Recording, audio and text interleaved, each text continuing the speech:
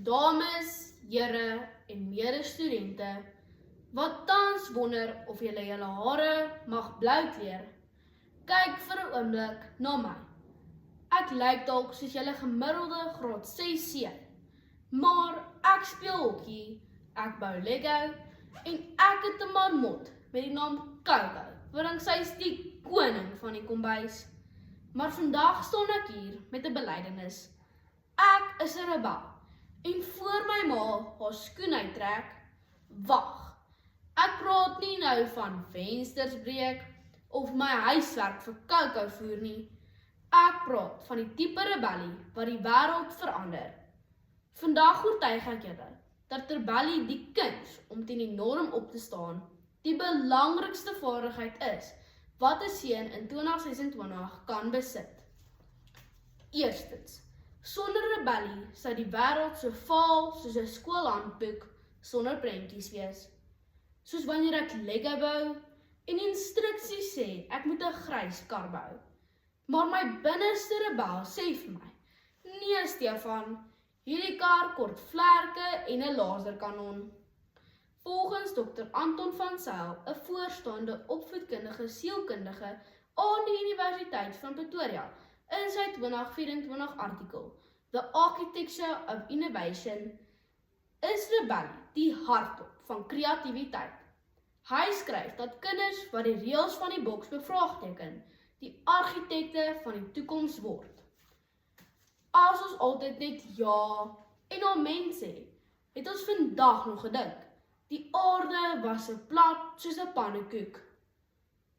Of ons nou die Lego-styl regbou, maar ontdek nooit nuwe planete nie.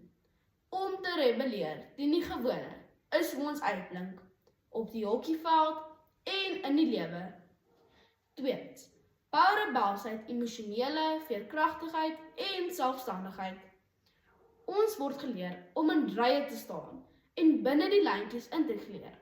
Maar die lewe gebeur nie in 'n ry nie. Om te rebelleer teen groepsdruk is wat jou karakter gee. Dit is makliker om net saam met die stroom te swem, maar selfs 'n dooie vis kan dit doen.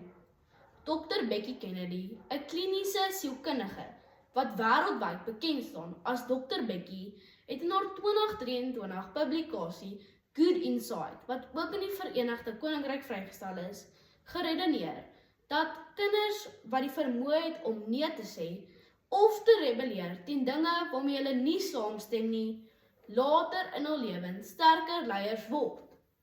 Sy skryf dat rebelsheid eintlik 'n teken is van 'n kind wat besig is om sy eie identiteit en waardes te vind, eerder as om die blindelings te volg. Laastens, is rebelsheid die fondasie van sosiale geregtigheid. As niemand ooit gerebelleer het teen die onregverdige wette nie, waar sou ons vandag gewees het? Of dit nou op die hokkieveld is, waar jy weier om op te gee, selfs al dink die skeieregter jy is foutief, of in die groot wêreldgeskiedenis. Rebelsheid is die stem van die dapperstes. Volgens Malala Yousafzai, die Nobelpryswenner en aktivis, het in haar toespraak by die Wet en Beraad in New York in September 2023 getiteld Rebelling for Education, is rebelsheid teen onderdrukking die hoogste vorm van menswees. Sy voer aan dat as jong mense nie rebelleer teen die onregverdighede wat hulle rondom hulle sien nie, die samelewing sal stagneer. Sy moedig jong mense aan om die goeie soort rebels te wees. Dames en here, ons moenie bang wees vir die woord rebel nie.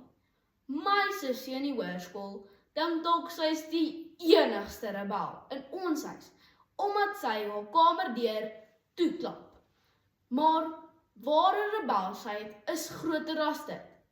Dit is die moed om te vra, hoekom? Of jy nou Lego bou, hokkie speel, of die wêreld wil verander, moenie net inpas nie. Wees soos Coco die marmot.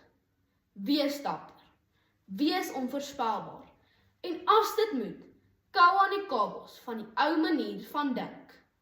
Kies vandag om te rebelleer vir 'n beter môre.